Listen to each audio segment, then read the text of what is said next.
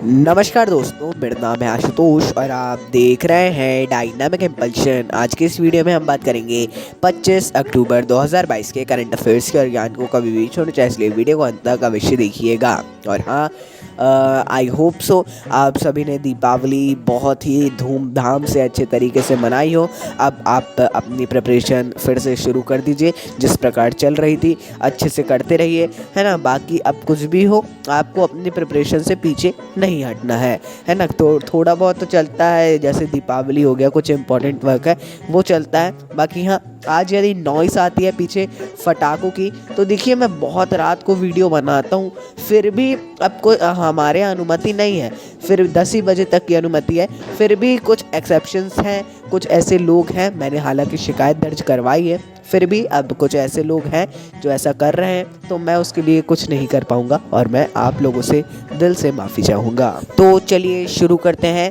Britain के नए प्रधानमंत्री बनने की दौड़ में ऋषि सुनक ने जीत हासिल की है। देखिए ऋषि सुनक, देखिए लिज ट्रस के प्रधानमंत्री पद से इस्तीफा देने के बाद बहुत देर से चल रहा था कौन बनेगा। एक थी पेनी मॉर्ड्रॉन्ट, है ना। तो ये इन्होंने अपना नामांकन अब वापस ले लिया है, तो ऑब्वियसली ये निर्विरोध जीत जाएंगे। पूरा टोटल फाइनल है कि इन्हीं को बनना है ना। अब बस की शपथ लेने की एक औपचारिकता रह गई है। तो चलिए अगले प्रश्न को देखते हैं। शी जिनपिंग एक बार फिर चीन के राष्ट्रपति चुने गए हैं। दोनों ही प्रश्न प्रधानमंत्री राष्ट्रपति से जुड़े हुए हैं, लीडर से जुड़े हुए हैं। चीनी राष्ट्रपति शी जिनपिंग ने इतिहास रच दिया है। पार्टी के संस्थापक मो त्से तुंग के बाद एक अभूतपूर्व तीसरे कार्यकाल के लिए फिर से चुने जाने के बाद सत्तारूढ़ कम्युनिस्ट पार्टी के पहले नेता बने हैं शी जिनपिंग, है ना। इससे आप समझ लीजिए तीसरा कार्यकाल इनका शुरू हो गया है। अच्छी बात है, बाकी कोई इसमें बड़ी बात नहीं है, बिल्कुल भी कुछ ऐसा खास नहीं है ना। क्वेश्चन इंपॉर्टेंट है, क्या होता है यहाँ पे आप सभी ये जान जाएंगे, शायद 9th NCERT पॉलिटिकल साइंस में दिया हुआ है। चलिए अगली जानकारी को देखते हैं। तेलंगाना के हैदराबादी हलीम ने रसगुल्ला, बीकानेरी भुजिया और रतलामी सेव सहित अन्य खाद्य पदार्थों को पीछे छोड़ते हुए पछाड़कर मोस्ट पॉपुलर GI टैग का पुरस्कार हासिल किया है।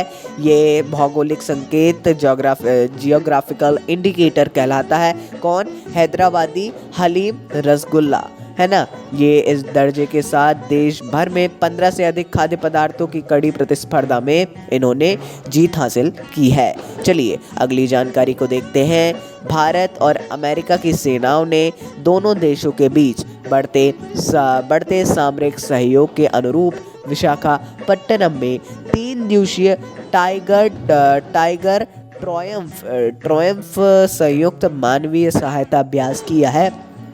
इसमें उत्पादों को माफ़ कीजिएगा, ये जो यहाँ पे है ये पुराने प्रश्न का आ गया है, जो इससे पहले गया वो आ गया है। मैं बहुत माफ़ी चाहूँगा इसके लिए। बाकी आप इसकी जानकारी देख लीजिए कि जो ये भारत और अमेरिका है, इससे और ज़्यादा इनके संबंध सुधरेंगे। यहाँ पे आना था लेकिन वही इसमें आ गया है। ये एक टेक्निकल एरर है। क्या है, दीपावली में थोड़ा सा मैं स्वयं ही कर रहा हूँ, अकेला ही कर रहा हूँ, है ना, इसीलिए थोड़ा सा मिस्टेक रहेगी। चलिए अगली जानकारी को देखते हैं।